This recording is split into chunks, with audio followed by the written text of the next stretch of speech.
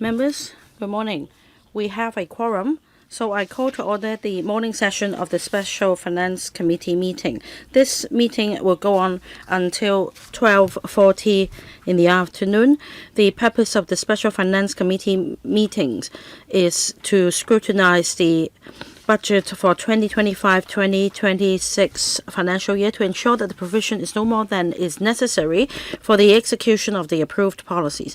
All questions should be directly related to the estimates, and please quote the reply serial number on the top right corner of the written reply, such as CMAB 001. If the administration is unable to provide a written reply, you may submit a written supplementary before 7 p.m. tonight, and please submit that to the Secretariat. The supplementary should only be limited to the written replies provided by the administration. This is a session for the CMAB. Let me welcome the Secretary and his team to our meeting. I will invite the Secretary to deliver opening remarks. The floor will then be open. Members, if you want to ask questions, please press the request to speak button now. Over to you, Secretary. Good morning, Chairman. I'd like to brief members on the highlights of the CMAB's estimated expenditure for the financial year 2025-26.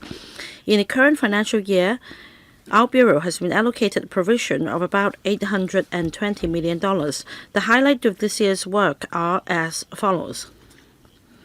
On public elections, two important elections will be held this year, namely the 8th Legislative Council General Election and the Election Committee subsector by-elections to be held on the 7th of December and the 7th of September, respectively. To ensure the smooth conduct of the two elections, we have tabled the Electoral Legislation Miscellaneous Amendments Bill 2025 into the Legislative Council to enhance the electoral arrangements.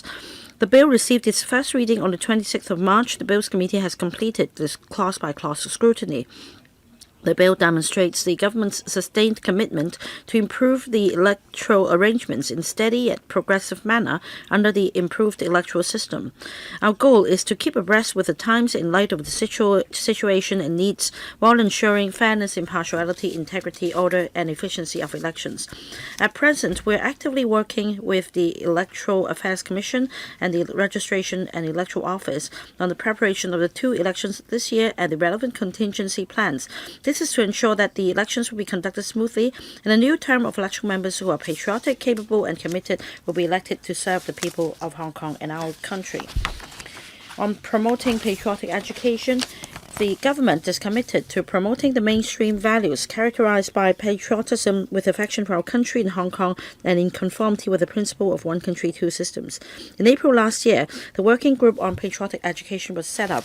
Leveraging on the efforts of the government and the community, the Working Group has made recommendations on various initiatives in the areas of schools, local communities, history, politics, culture, as well as the media on the basis of the local actual situation in order to entrench the spirit of patriotism in Hong Kong. Last year marked the 75th anniversary of the establishment of the People's Republic of China. The Working Group has launched patriotic education initiatives under the theme of Love Our Country, Love Hong Kong, Love Our Community to enhance citizens' sense of identity and pride in our country's development and the fine traditional Chinese culture and foster a sense of love for the country. This year also marks the 80th anniversary of the victory in the War of Resistance.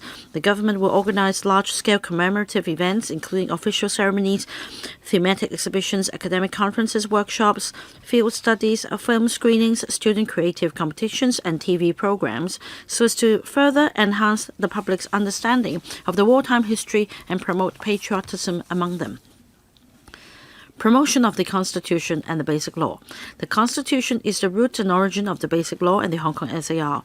Together with the Basic Law, it forms the constitutional basis and order of the Hong Kong SAR.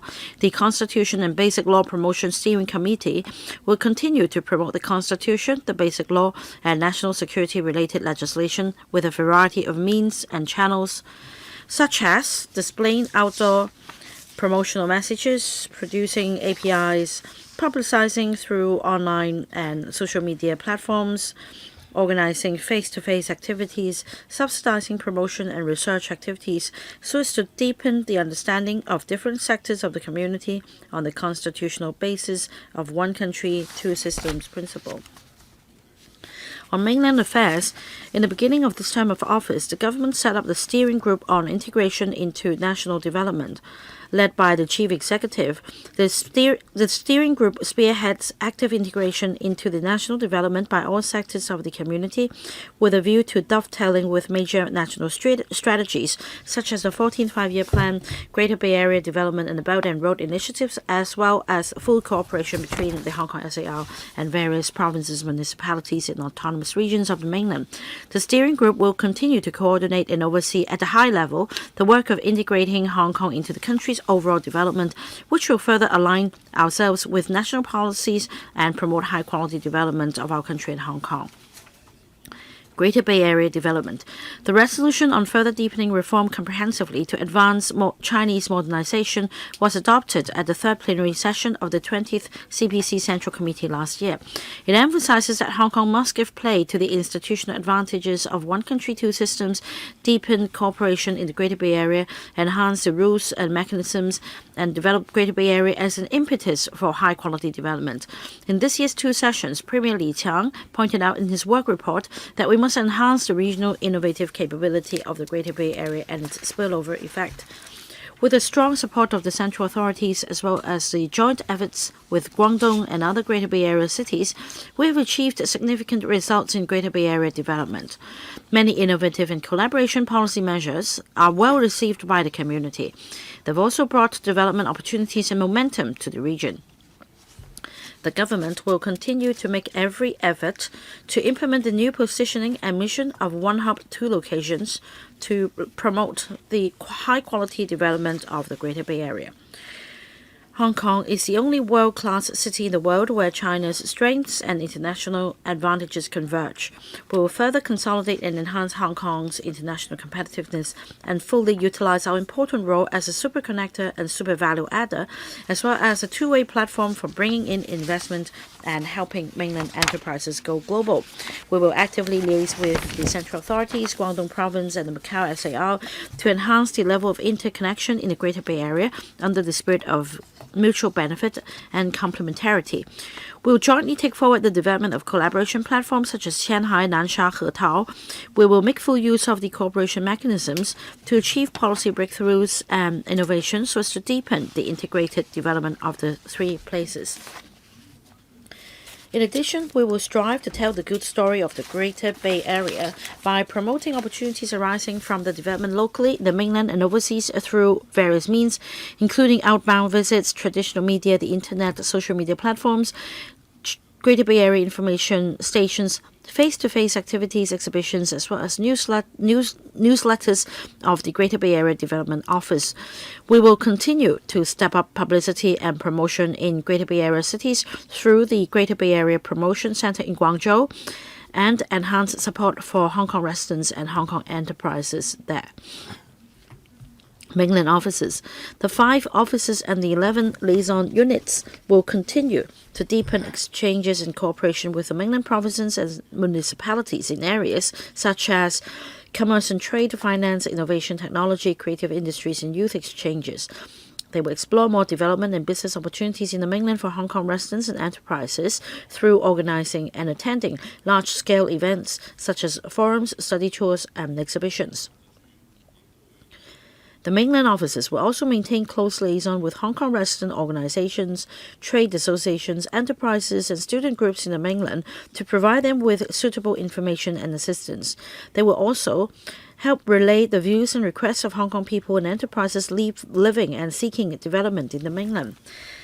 The mainland offices will attend speaking occasions, receive media interviews, hold briefings, attend various business meetings, as well as online and offline exchange activities to promote the advantages of Hong Kong and one country, two systems in the mainland in order to tell good stories of Hong Kong.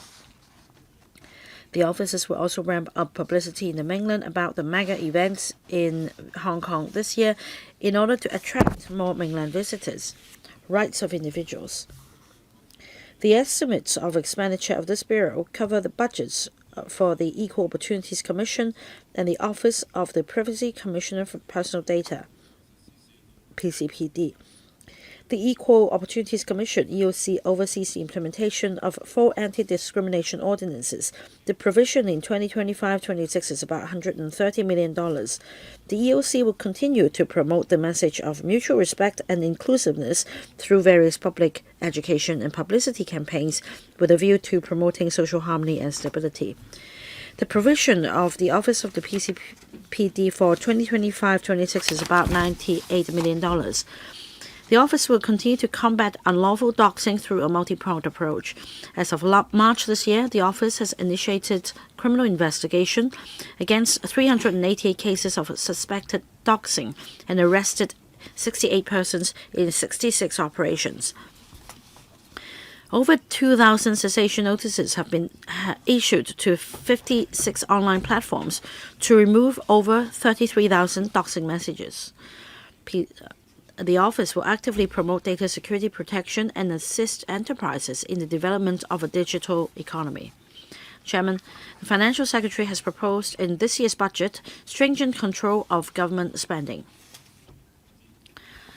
He's instructed all bureaus and departments to further review resource allocation and work priorities.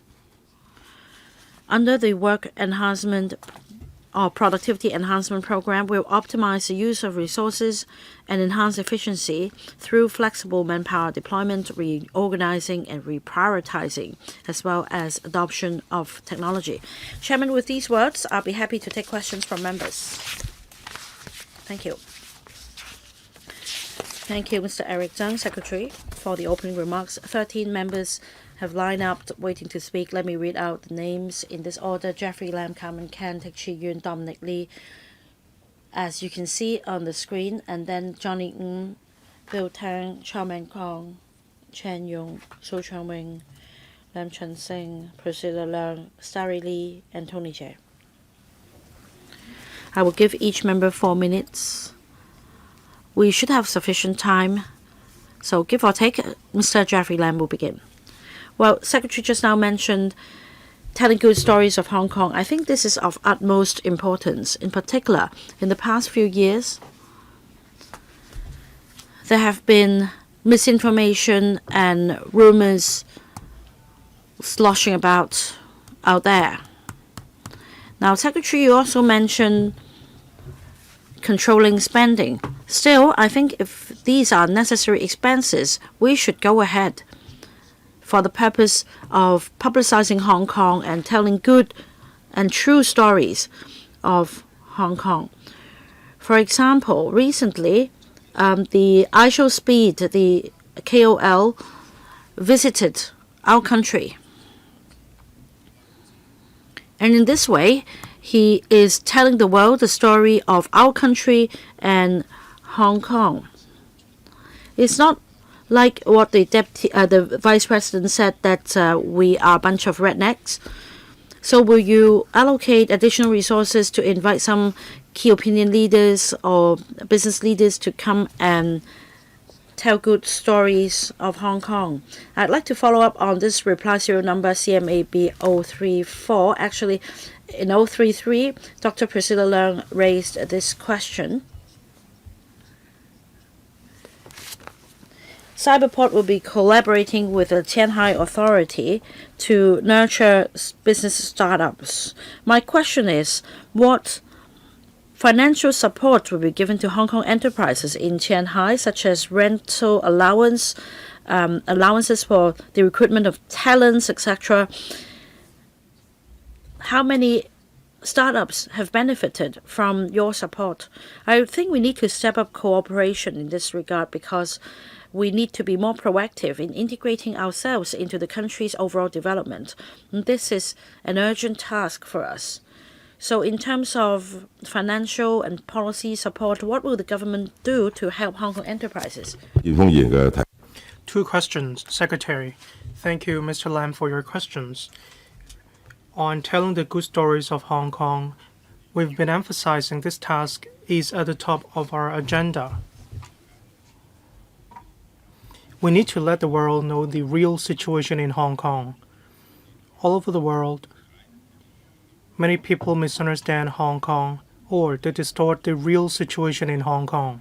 So we need to do more on public education. We need to tell the good stories of Hong Kong. We need to set the record straight. We need to tell them what opportunities we have in Hong Kong. We are working on these, and we will continue to work on this front. This is a very important task. We've been emphasizing that the Greater Bay Area, the GBA, enjoys the advantage of having the strong backing of our country. So we need to tell the good stories of Hong Kong, the GBA, as well as of our country.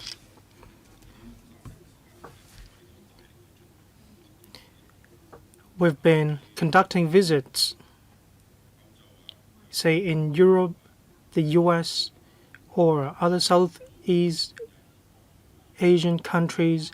We went to these countries to tell the good stories of Hong Kong. We also work with the Guangdong province to promote the opportunities in the GBA. My colleagues can supplement if need be in a moment. Please rest assured, in relation to telling the good stories of Hong Kong, we are sparing no efforts in this regard, and we welcome any more input from members. Regarding Tianhai, this is a very important platform, and it is also an important positioning hub of collaboration in Tianhai. We have close liaison with the Guangdong province. There are different initiatives, and if we need to develop Tianhai well, first of all, we'll have to attract enterprises, talents to establish a foothold in Tianhai before the development in Tianhai can be taken forward.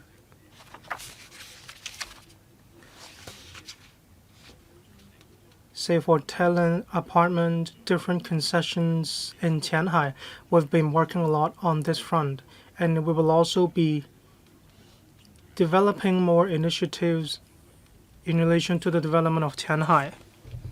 Thank you. Mr. Lam, well, any subvention, any subsidies? Do you have any stats on this front? Secretary, I'll have to talk to the unit in the mainland. I'm not sure if we have such statistics, but if we do, we will provide the figures in our written reply. Thank you. Ms. Carmen Khan, I'd like to follow up on CMAB 019 and 020, and I'd like to follow up on 018 as well. It's asked by Mrs. Regina Ib. I'd like to write on Mr. Lam's point. We need to publicize Hong Kong well. The work report of our country emphasizes that we need to enhance our collaboration with different areas, say the GBA as well as with Macau. The commissioner for GBA talked about having a D6 exposition. Well, we need an officer of sufficient seniority in order to promote Hong Kong well. And I asked about the countries the administration went to: France, Korea, Australia, Vietnam, Canada, the US. I'd like to know the effectiveness of these visits. In 2025, we'll have to promote Hong Kong, and I can see that there is no extra resource. Can you tell us why? How will you take forward these initiatives? And I suggest that the administration come to the CAP to explain to members in relation to the latest progress.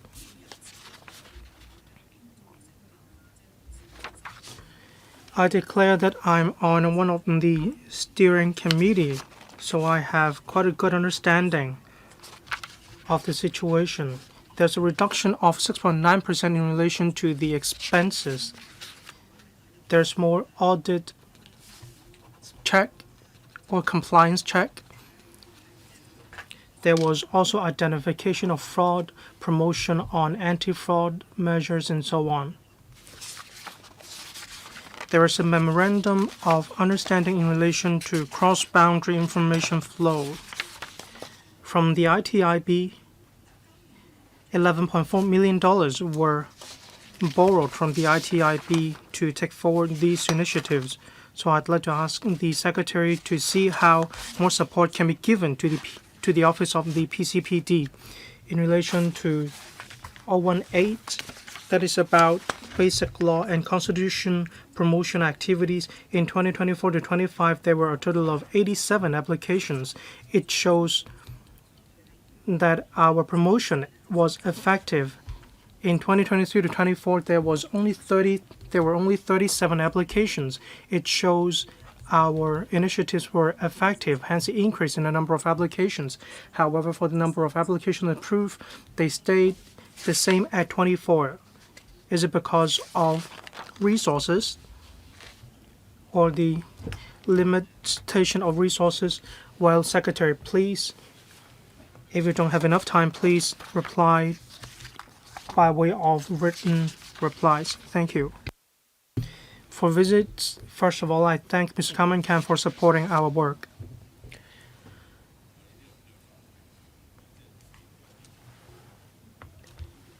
In these 2 to 3 years after the pandemic, we need to conduct more visits.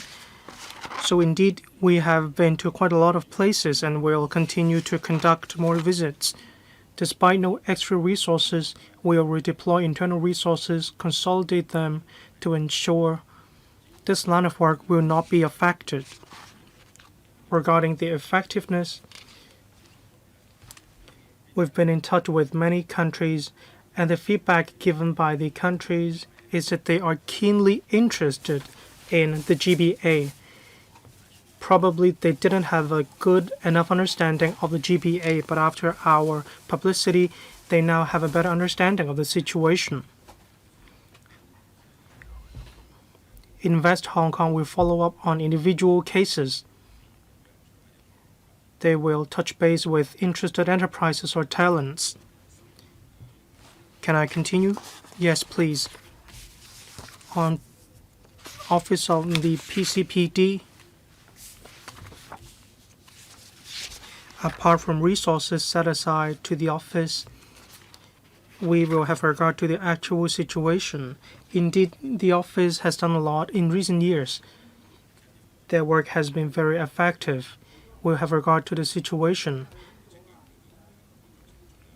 The Commissioner will streamline the procedures and enhance effectiveness or efficiency. If need be, we will consider the consolidation of resources. Well, please reply to a member using a written reply. We need to give time to other members to ask questions. Thank you. Dr. Tik Chi Yun. Thank you, Chairman. I'd like to ask about 2 questions. CMAB 052, about the expenses of the electoral general election. I can see a total of $2.28 billion, up by 55% from last year. I can see that there are more resources on publicity and IT systems. That is right. We do want to increase the uptake of the voter turnover. In the district council election, the government did work a lot on publicity and promotion. There was a widespread community-wide promotion all over the city, but then the voter turnout was lower than that seen in previous years. Well, yes, Secretary, can you see me? Yes, I'm right here. So it seems we need to take a multi-pronged approach. We shouldn't rely on just one single channel.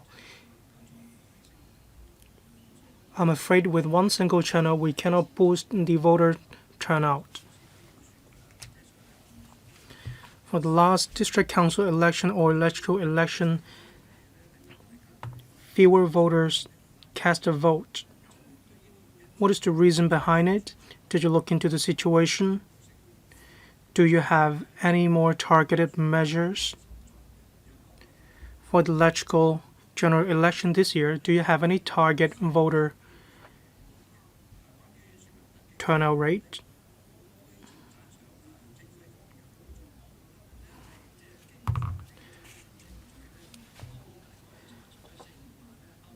About 40,000 to 50,000 voters were deregistered.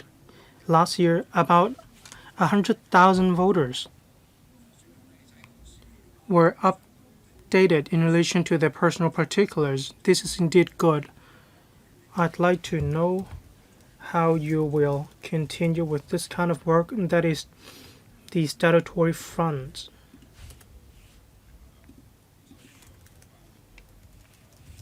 Secretary. Thank you. Dr. Tick is concerned about the turnout of voters. Regarding the turnout, it is subject to a lot of different factors. We don't have a hard and fast indicator that we'll have to achieve. But from our perspective, we have to publicize the electoral arrangements, especially after the improved electoral systems. Elections are key to the community as well as to the steadfast implementation of one country, two systems. Members of the public need to understand the importance of the elections. Then they will take part in the election. In Hong Kong, comparing with advanced economies or cities, our voter turnout isn't particularly low. The voter turnout in other advanced economies are comparable to that in Hong Kong, or their turnout is even lower than Hong Kong's. On promotion of elections, our work has been very effective. Members of the public have a good understanding of the elections, and they will also understand better about the electoral arrangements, so we will continue with our work. In relation to the voter registration, usually on the 2nd of June, that is the voter registration cycle, that will be the cutoff date. We won't allow any update of personal particulars beyond this date. Then we'll have the provisional voter register. We may not be able to get a hold of the voter, so the voter may be deregistered. That's why we will have a provisional list of deregistering. If voters find that they are on the list, then they can contact us by raising a defense. After a process, there will be a statutory process to consider whether the defense is reasonable. After all these procedures, it is only after that we will proceed to handle the registering procedure. Usually every year before the 25th of September, we will complete the procedures, and that's how we come up with the formal register of voters. Mr. Dominic Lee, thank you. I'd like to ask about CMAB 018 about the promotion of the Constitution and Basic Law. In 2020 to 2021, you have promotion and research, two different fronts. Afterwards, they were combined. In 2022, over $10 million were set aside for the promotion, but then in 2024 to 25, only $6 million. There was a plunge in the subsidies or provision. Does it mean that the promotion of the Constitution and Basic Law is no longer as important as it was in the past? Mrs. Regina Ip also asked about the effectiveness or the assessment of the effectiveness. You did provide information, but you didn't explain the reach of the promotion activities. Say how many people did you reach out to, or how many people were trained or received training. You also listed a list of projects approved. There are workshops, competitions, and so on. The audience is actually quite small. We have key opinion leaders, online influencers. They have a huge impact.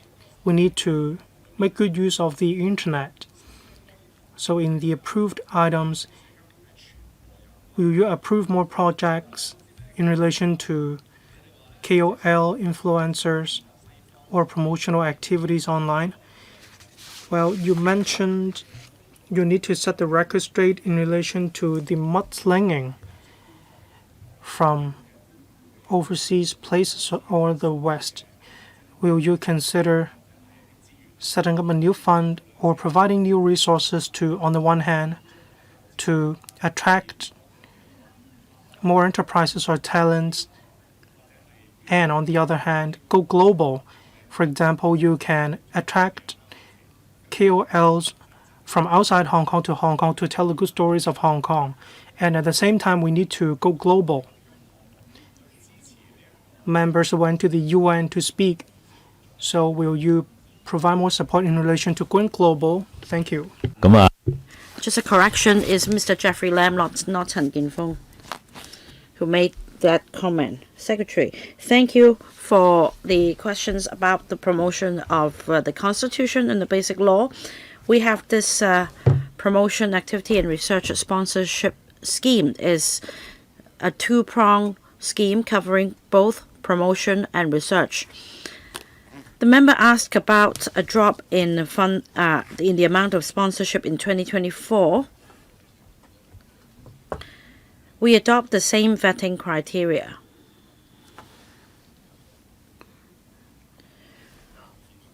We haven't deliberately adjusted the sponsorship amount downwards, so the allocation remains the same. It depends on the number of applications received that year, whether they are suitable before we grant the subsidy. So that really depends on the circumstances of the year. We have not slashed funding for this scheme. Just to reassure members, on effectiveness, here are our requirements. The organizers will need to put in place some indicators to tell us the effectiveness, the number of participants, the number of target participants reach out, so on and so forth. There should be objective indicators for us to gauge the effectiveness.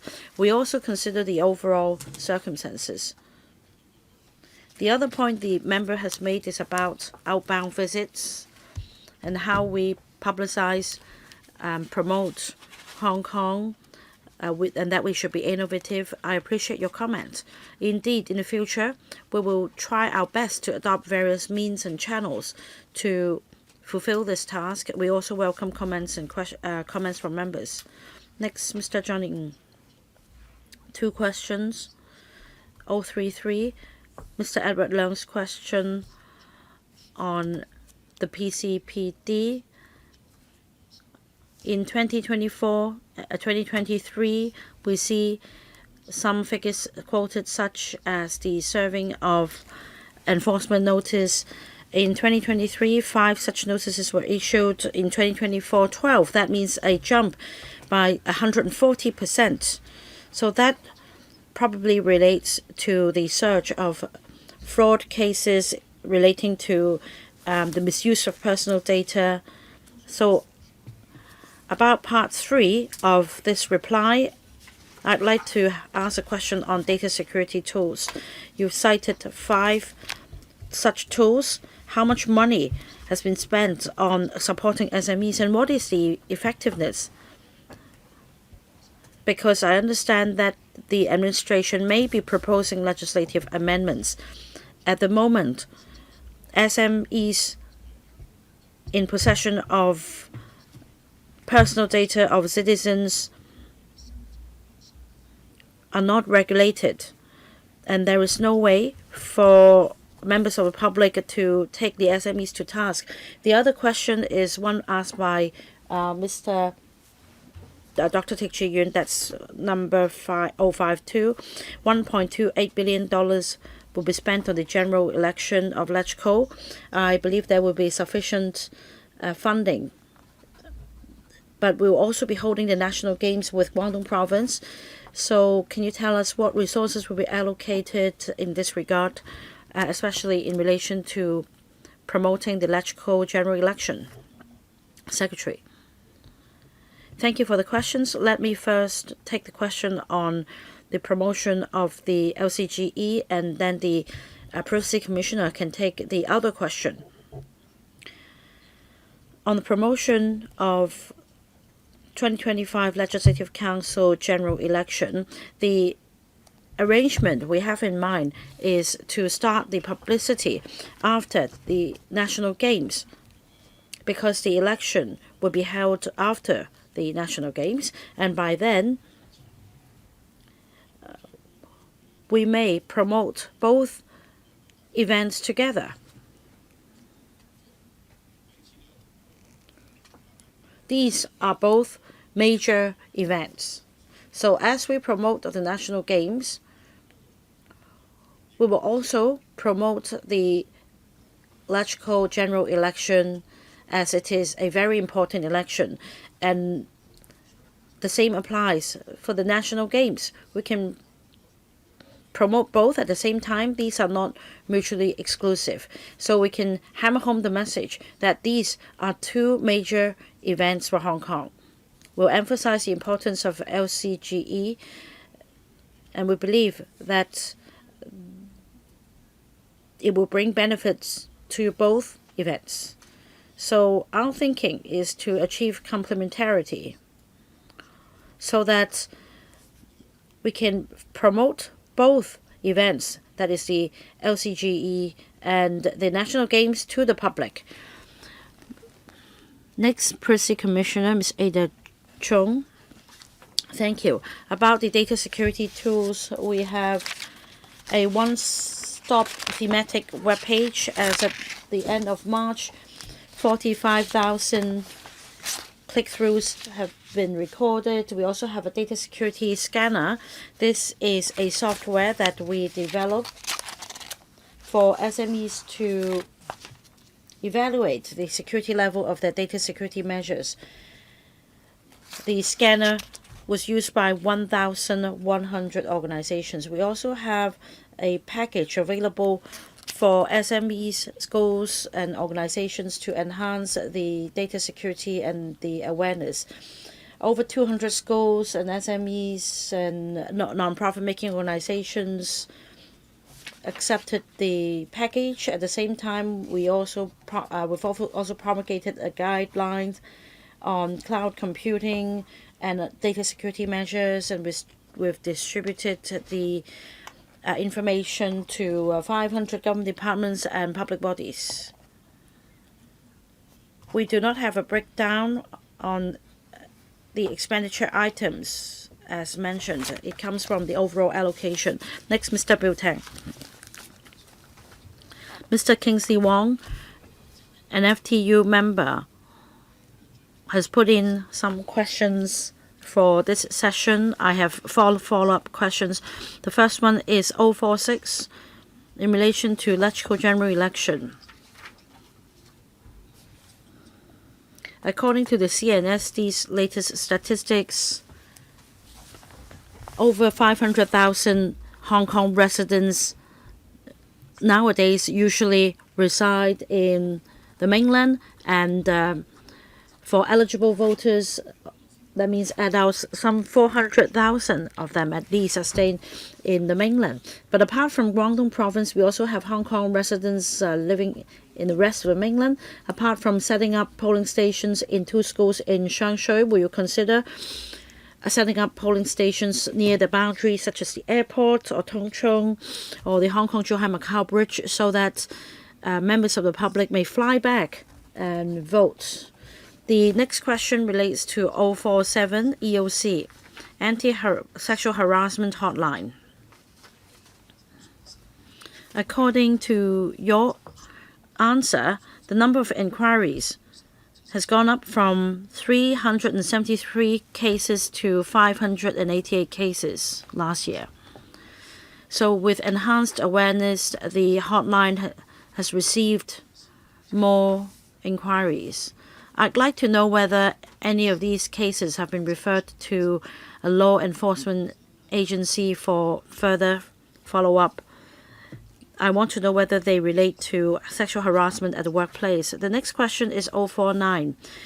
29,258 youths in Hong Kong were studying at higher education institutions as of March this year. There are 1,140 students from Hong Kong studying PhDs in the mainland. Is there any way to contact these students? Will they be coming back for work? Is there any liaison mechanism to contact these high caliber talents? The next question is 054 about doxing. 050 rather. It is said that on Red Nook or Xiaohongshu, there is the pilfering of personal data for the purpose of commercial activities. For example, social gathering activity turns very quickly into a speed dating event. And there is no avenue for members of the public to lodge complaints. Now, on near boundary polling stations, including the previous one set up in Changshui, we've achieved much success, and we will continue to put in place arrangements to facilitate Hong Kong residents living in the mainland to vote in our elections. As for suitable suitable venues, we will give it a thought and make due announcements. For the second question, our mainland offices have close liaison with Hong Kong resident organizations and student groups. Mr. Tang mentioned Hong Kong students studying in the mainland.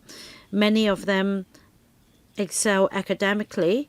We'd very much hope that they would come back and help contribute to Hong Kong. We've been in close liaison with them, and we also tell them about the latest situation in Hong Kong so as to attract them to come back to seek development opportunities. As for the doxing question, I will give the floor to my colleagues. Yes, Ms. Lam? About anti-sexual harassment units and the inquiries. This is a hotline for public inquiries on matters relating to sexual harassment. In the past 3 years, the number of inquiries have increased. That shows enhanced public awareness. On complaints, members of the public could lodge a complaint on sexual harassment-related matters to our complaints division. Now, the complaint figures remain steady. In 2024, 143, 2023, 153 cases, and in 2024, 156 cases. These were complaints relating to sexual harassment where employment relationships are involved. Now, sexual harassment in itself is a criminal matter, so when we receive a complaint from the public, we will deal with it through the civil avenue. But the complainants may also lodge this complaint to the police, and it's up to the complainant to decide whether to take this criminal liability avenue. For the PCPD, I think that we'll wait for a written reply since we've spent 6 minutes on this question. Next, Professor Chairman Kong. Question 014. With geopolitical tensions tightening, we need to step up our efforts in liaising with the mainland. For the 5 mainland offices, I see a drop in the expenditure over the years. Can you tell us why? As for the other item, it has gone up by 3%, up by $2.36 million. Is it because the government is trying to cut costs for other mainland offices and to focus resources for the Guangdong mainland office to do its work.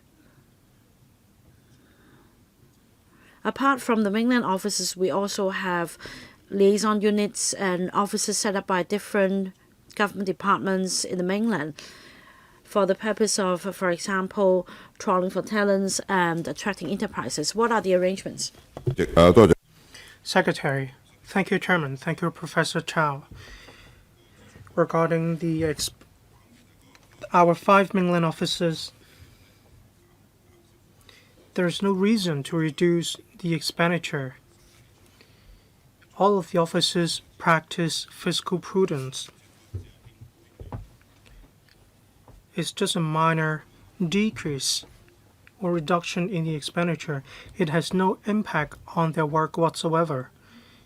It is also in line with resource allocation.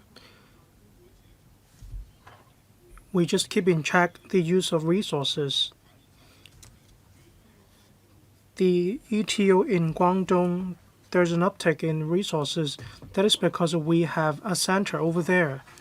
Hence, we need more resources and manpower. We need to promote the GBAs.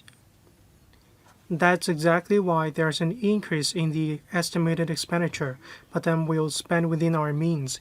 We'll practice fiscal prudence in relation to competing for talents. We support this policy of the administration. In the dedicated talents for attracting businesses and talents, this is where we attract talents and enterprises. So mainland offices comply with the requirements and get in touch with different enterprises and talents.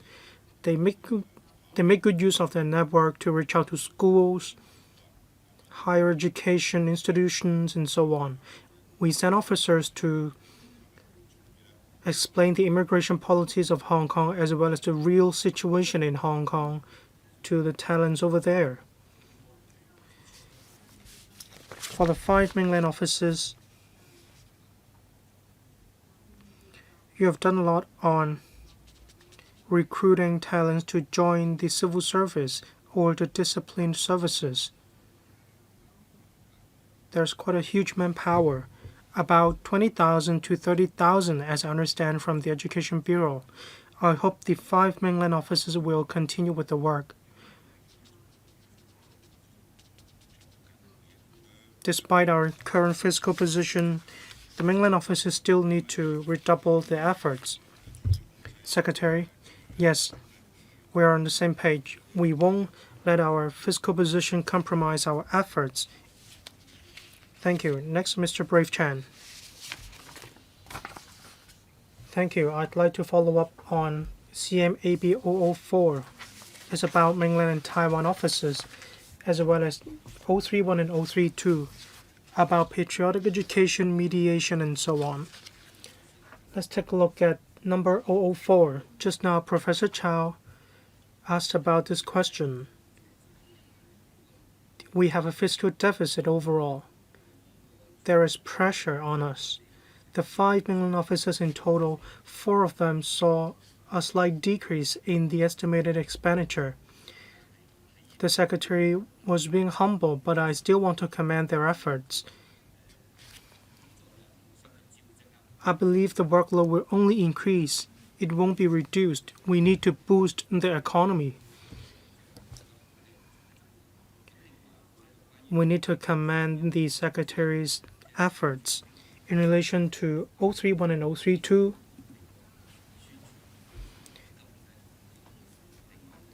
Promotion is high on the agenda. We need to promote Hong Kong to the world.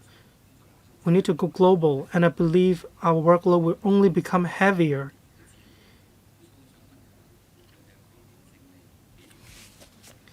We are seeing the 80th anniversary of the victory of the War of Resistance.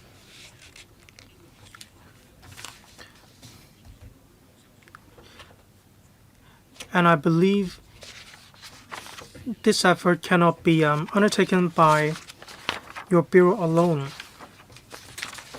So how will you deal with the workload?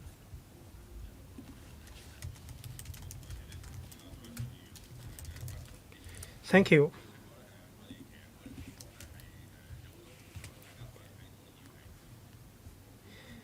Well, members may think that some tasks are undertaken by our bureau alone, but that is not right. Say the promotion of the Constitution and the Basic Law, as well as the 80th anniversary of victory in the War of Resistance. The CMAB is involved in these efforts. We do have our work, we do have our resources, but then other bureaus and departments are also involved. Say the Home and Youth Affairs Bureau, the Education Bureau, the Security Bureau.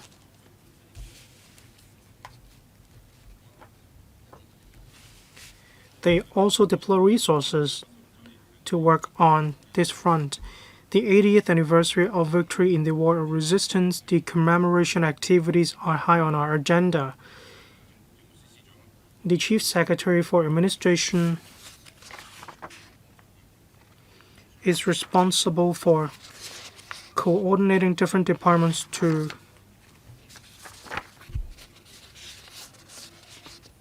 promote the commemorative activities. So rest assured, despite resource constraints, we'll continue to enhance our efforts in this regard.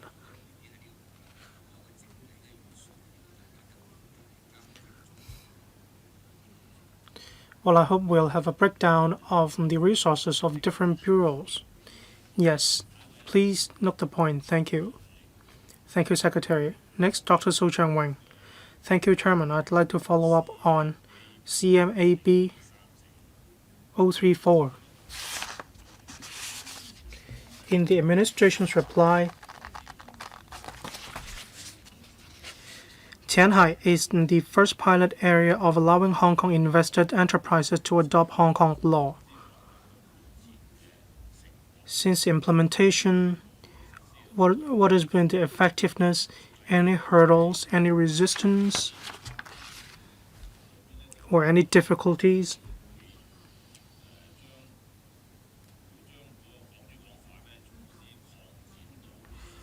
The measure for allowing Hong Kong invested companies to adopt Hong Kong law will be expanded to Shenzhen and Zhuhai,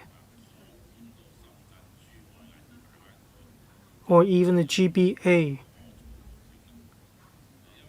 Is it feasible for Hong Kong invested enterprises? They are bound to operate beyond their place or origin of registration, so they are subject to the laws of the relevant places. Is it at odds with the measure for allowing Hong Kong invested enterprises to adopt Hong Kong law? Next, I'd like to follow up on CMAB 019. In the administration's reply,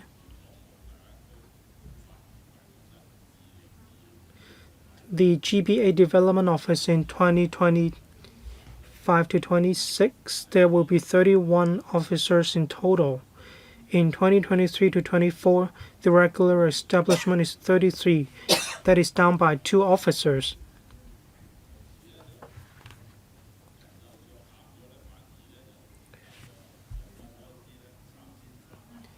The revised estimate will be increased from $33 million to $34 million. The work in relation to GBA is actually quite enormous. Why is there a reduction of manpower but an increase in the revised estimate of expenditure? Thank you. Secretary.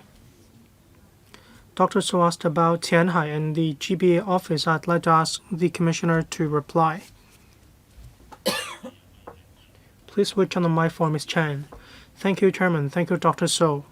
Allowing Hong Kong invested enterprises to adopt Hong Kong law and choose Hong Kong seat as the seat of arbitration. They were implemented since 2021. Hong Kong invested enterprises are allowed to adopt Hong Kong law, whereas for arbitration, Hong Kong invested enterprises are allowed to choose Hong Kong as the seat of arbitration. On the 9th of October last year, under CEPA, these two measures were extended to Shenzhen Tianhai, as well as to GBA. In February this year, the Supreme People's Court announced that these two measures would be extended to Shenzhen and Zhuhai. Allowing Hong Kong invested enterprises to choose Hong Kong as a seat of arbitration will also be extended to 9 more cities. We can see that these two measures are highly popular. The relevant units will keep a close watch on the implementation of these two measures. We want to extend the measure for allowing Hong Kong invested enterprises to adopt Hong Kong law to other cities in mainland as well. Dr. So mentioned too few officers in the establishment. Actually, these two positions are time-limited positions. We have the resource allocation efficiency program. In Guangzhou, we have a promotion center. So some of the work will be undertaken by our colleagues in Guangzhou. We won't cut down on our work, nor will our work effectiveness be affected. Well, Dr. So asked about an increase in the estimated expenses. Why is that? Well, it's because of increase in salaries. I'd like to ask about CMAB 054. About $233 million will be spent on election committee subsector by elections.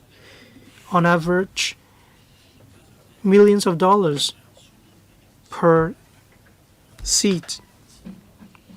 Not a lot of voters, actually between 8,000 and 9,000. Is it possible to reduce the expenditure further? Say, can you consolidate some polling stations?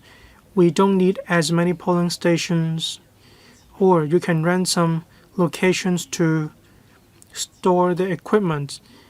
Can you actually do so using some rent-free places belonging to the government? Regarding the promotion on Legislative Council general election, about $170 million. In 2021, the expenditure was about $47 million. Why such a jump from $47 million to $170 million? I understand there will be more promotion owing to changes in the constituencies. If you do want to have more voters, to have more people registering as voters, should we start with education at school? Should we enhance our civic education? So when students join the workforce in society, they need to care about the community. They need to register as voters. This will yield more results. Will you consider working on this front? Just now, the Secretary mentioned near-boundary polling stations. That is to make it convenient for Hong Kong people in the mainland to vote. Apart from the airport, Liantang, Lok Ma Chau, would you consider having more near-boundary polling stations to encourage or to facilitate the voting of Hong Kong people living in these areas? Thank you, Mr. Lam. First, on elections. For the recent 2 to 3 elections, we found that promotion is key to elections. In general, we keep working on education, on promotion, so the public will have a better understanding of the improved electoral system as well as the arrangements. If we carry out promotion around the time of elections, this will be more effective. the public will have a better understanding of the elections, and they will also have a better understanding of the candidates. They will understand the importance of elections to Hong Kong. That's why we will see better results. In 2023, while we were preparing for district council elections,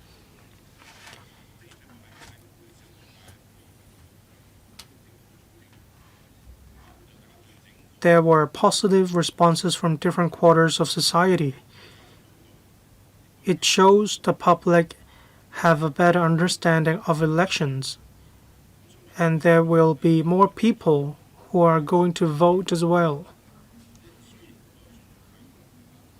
Despite an increase in election expenses, it's well worth the penny spent. That is because we are seeing greater results.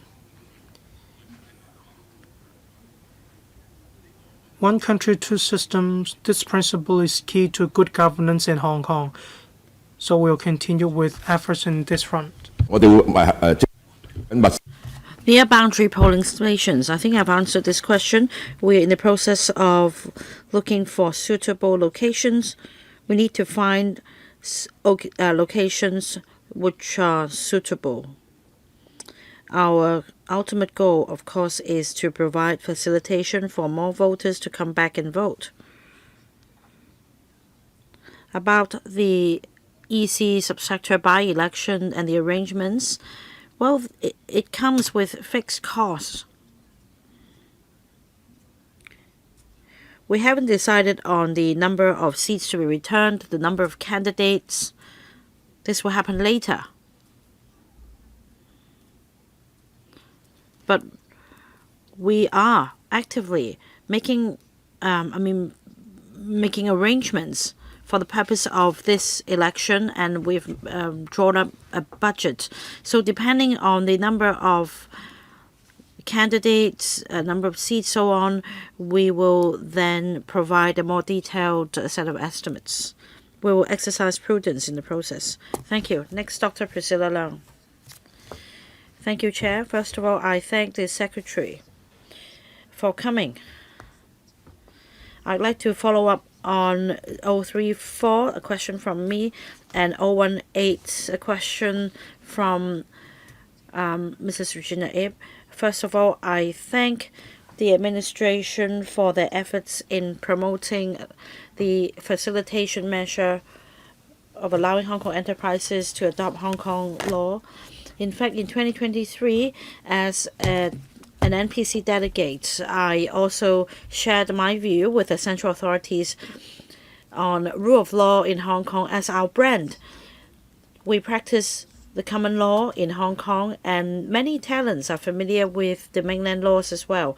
But I think that more should be done in terms of publicity. That is why this year, during the two sessions, I further promoted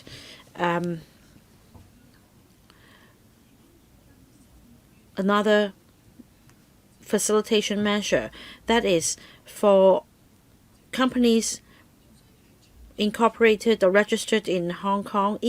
No matter the scale of investment, they should benefit from the facilitation measures of allowing Hong Kong enterprises in the mainland to adopt Hong Kong law and choose Hong Kong as a seat of arbitration.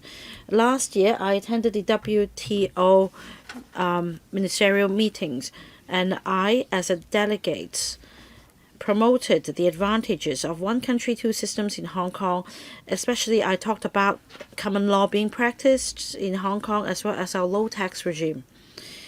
In fact, some delegates who are members of the parliament in Western countries had no idea what these meant. And I was even asked whether we are a common law jurisdiction after the meeting. That means we do have the institutional advantages, but we need to publicize ourselves better. That is why I have a relevant question to 018. I understand that funding is provided to for us to tell good stories of Hong Kong. The Greater Bay Area development relates to the CMAB's portfolio. So picking up on reply 0 number 018, I want to know whether funding can be provided for outbound publicity. Because when it comes to deepening international cooperation, we need to publicize our advantages. And that means in terms of investment, we do enjoy an edge. Well, this is the work undertaken by the Greater Bay Area Development Office at the moment, but there is also another program. For example, it's called PASS, which is dedicated to outbound publicity. So, Secretary, will you consider setting up something similar? Secretary, thank you, member, for the very pragmatic suggestions. I think we do see things eye to eye. We need to tell good stories of Hong Kong. We need to tell other countries about Hong Kong's situation. We need to address misunderstanding and enhance their understanding of Hong Kong. We need to resort to different channels. We also need to enlist different people to help, and that means outbound visits by senior government officials as well as the ETOs in different places. I'd also like to thank the Legislative Council and other members of the community, including community leaders, in telling good stories of Hong Kong. The member also asked whether funding will be provided to recruit more people to help publicize Hong Kong. We'll go back and give it a thought. Right, as we publicize the advantages of the Greater Bay Area like PASS, can we have something similar? Indeed, through a wide range of channels and means, we'll exercise innovative thinking and come up with more strategies. Ms. Starry. Thank you, Chair. I thank the Secretary for his work.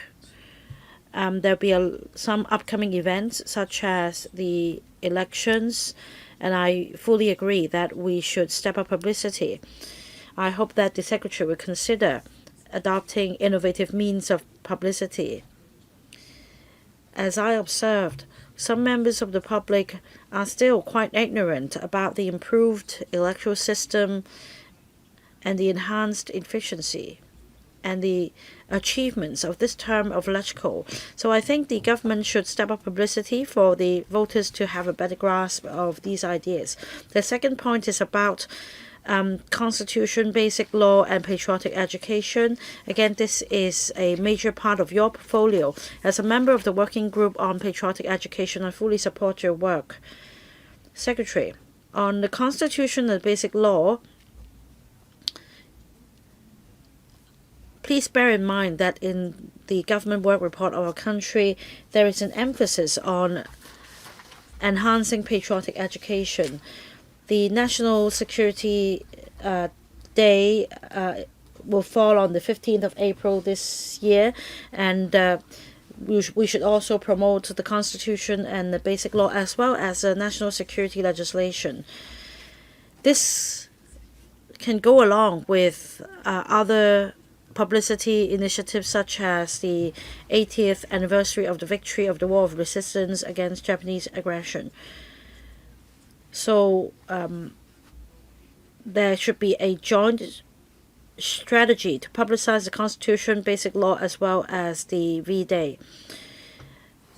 I believe many patriots will be happy to support your work. The second and the third points are about connecting with the rest of the world and with the mainland. Now, the work report has laid out some very important points, but I haven't heard any concrete plan from your bureau. Like the director said, we need to enhance our connectivity with the mainland and with the rest of the world. So in terms of the latest development of the Greater Bay Area and the latest policy initiatives, we need to publicize them better and tell good stories of the Greater Bay Area. So will you publicize the latest development of the Greater Bay Area in a more systematic manner so that the local community can take part in the strategy of deepening cooperation with the rest of the world? Dr. Priscilla Leung just now gave a very good suggestion, and that is we need to enhance connectivity with the world. This is our advantage as a GBA city. So you should also enlist the help of local community organizations. 3 questions. Secretary, any response? Thank you, Ms. Doherty, for your suggestions. First, on election promotion, members may have noticed that we have adopted innovation in the previous elections. For example, the night vibes and other promotion efforts at the community level. We have workshops, seminars.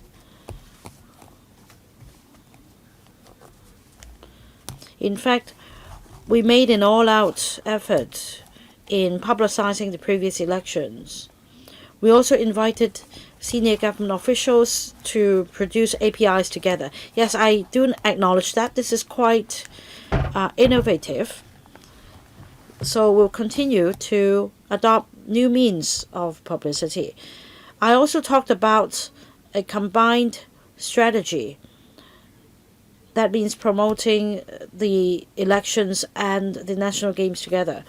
These are innovative ideas. We welcome more suggestions. We keep all options open. We'd also like to adopt innovation to further promote the elections.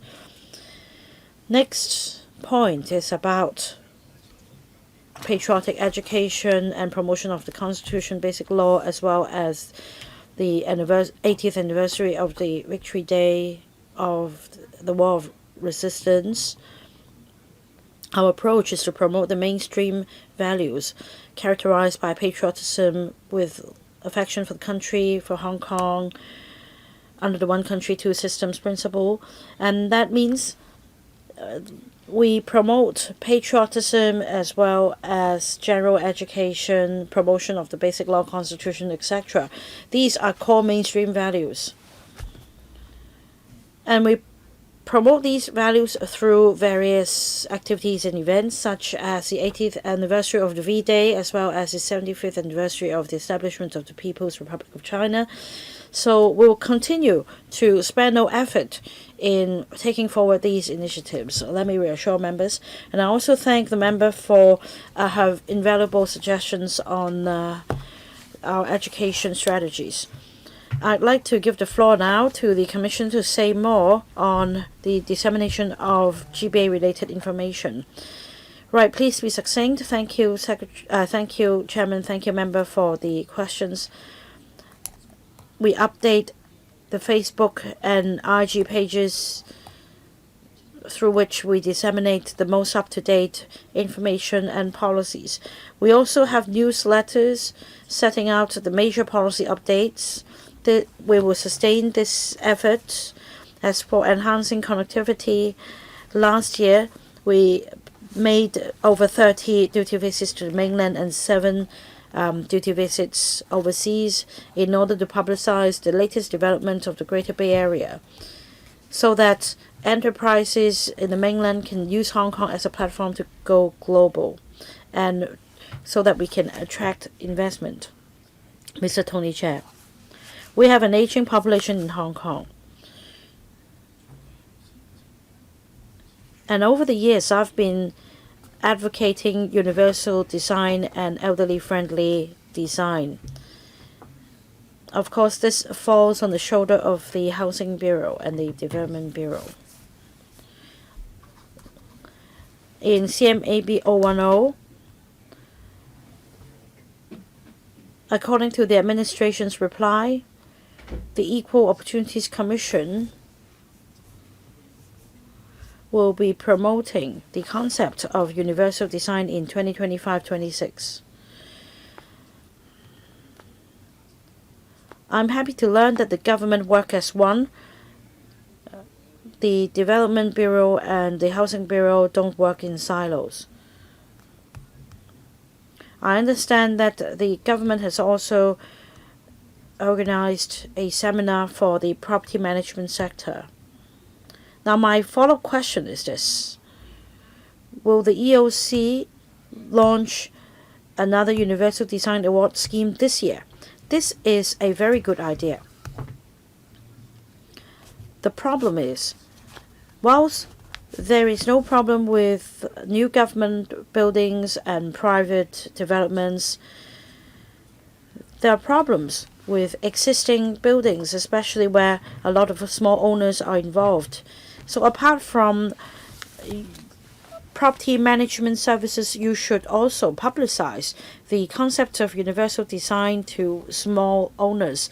There may be resource constraints despite the goodwill. So perhaps you should expand the Universal Design Award scheme so as to promote improvements in more buildings. And I'd like to also follow up on CMAB 043. That is about the Gender Identity and Sexual Orientation Unit. In 5 years, a total of 3 complaints were received. Can the administration set the record straight so that the public won't misunderstand that the unit only handles a very small number of inquiries or complaints? As I understand, the unit has other work as well. Apart from handling the complaint hotline, what other duties does the unit have? 2 questions, Secretary. Thank you, Chairman. Thank you, Mr. Tony Tse, for the questions. First, on universal design, I'd like to give the floor to Ms. Lam to tell us more about the work of the EOC regarding complaints of sexual minorities. I will defer to my colleague, Ms. Lam from the EOC. Thank you, Chairman. Thank you, Mr. Tony Tse. At the end of this year, we'll launch the 2nd Universal Design Award scheme. We'd like to encourage the public and private sectors to adopt elements of universal design by way of rewards. Last year, there were 5 categories. This year, we target buildings, as members have noted. So we will add 1 more category covering public and private sector buildings. We want to encourage all 18 districts in Hong Kong to improve the facilities of public and private buildings. We want to, through this scheme, encourage buildings to adopt the concept of universal design. DS, Mr. Z. Thank you, Chairman. Thank you, Mr. Tony Tse, for the question. The Gender Identity and Sexual Orientation Unit not only investigates complaints, we also work on promotion. We promote an inclusive society. Regarding the number of complaints, most of these are in relation to recruitment, employment, and the workplace. There was discrimination against complainants.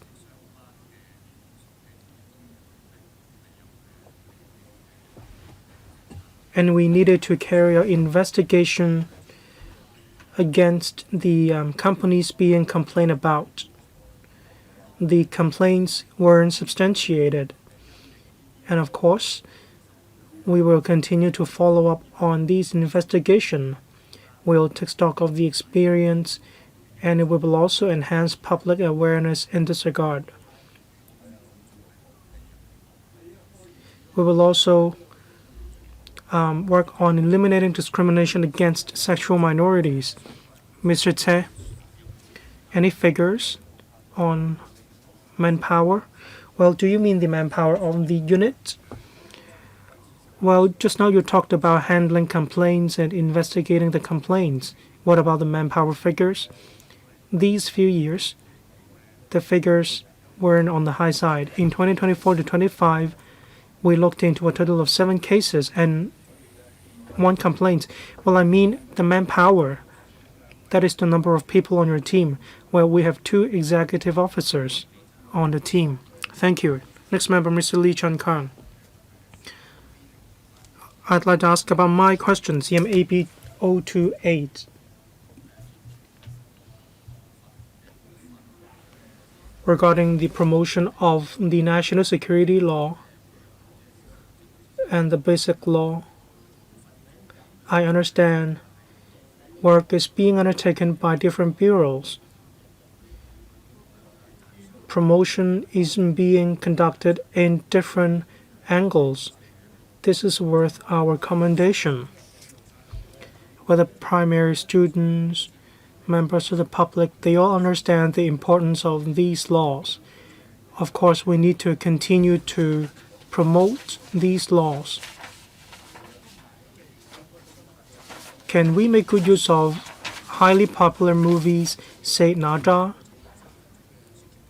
Can we prepare 2 to 3 minutes promotional clips? Many theaters have advertisements as well. Can we make use of this opportunity to enhance publicity? We need to be more proactive so more members of the public will understand better these laws. Or we can have quizzes on the basis of blockbusters. They will be more popular among children, youngsters, and so on. Can we have mobile vehicles as well? We can enhance the promotion of the Constitution and the basic law in housing estates, for example. CMAB 015, a question asked by Mr. Kenneth Falk. As I know, there are different mainland offices under the purview of the CMAB. They undertake different work.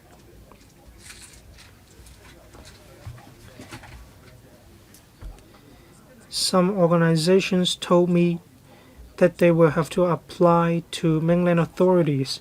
When they apply for promotion of elections, they rely on donations.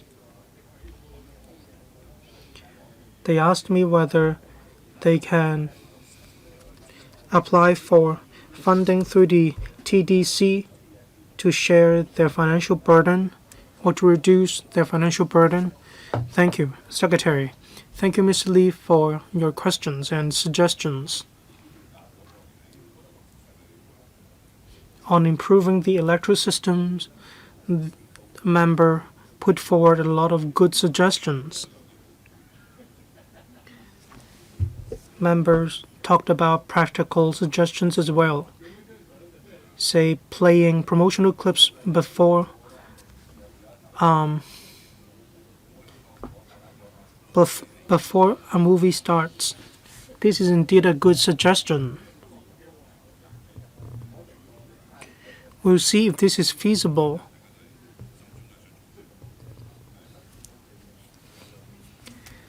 We welcome suggestions. All of us want to do better at what we do.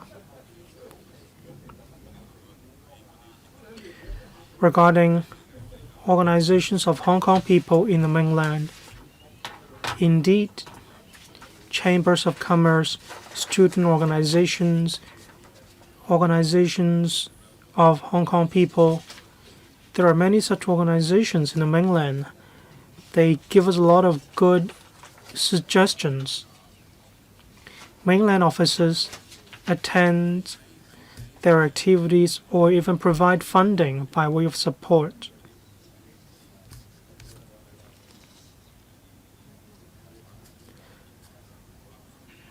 Some activities are co-organized by mainland officers and the organizations. That's how we provide assistance.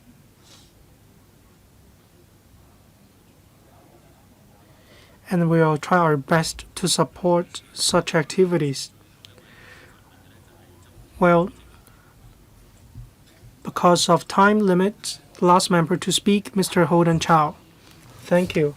I'd like to ask about CMAB 015. There are 5 mainland officers The reply touches on the number of cases. Well, we can see the Hong Kong ETO in Guangdong received many more assistant cases. Hats off to colleagues in this office. In the 2 sessions, as members have mentioned just now, we need to focus on having internal dissemination of information and going global. For the 5 mainland offices, not least in the Hong Kong ETO in Guangdong, which is in the area of the GBA, we have a lot of ETOs as well as the TDC. They have quite a large network overseas. Right now, Donald Trump is imposing a lot of tariffs. I believe our country has the capability to counter these tariffs. For mainland offices, or not least the one in Guangdong, I can see that your work focuses on assistant cases of Hong Kong people. I can see the large number of assistant cases, but having regard to the situation right now, will we make good use of the ETOs to provide more assistance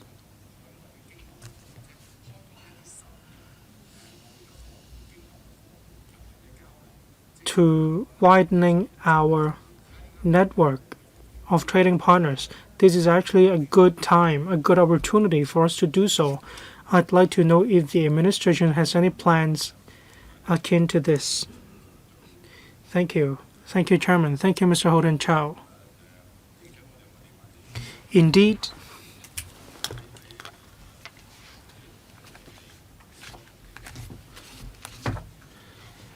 mainland offices have a close liaison with organizations in the mainland.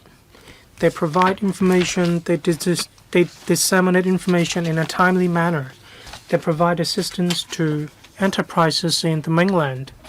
Regarding liaison with mainland offices on a regular and daily basis, we do have a lot of regular contact with our mainland offices, say the CEDB, as well as other bureaus.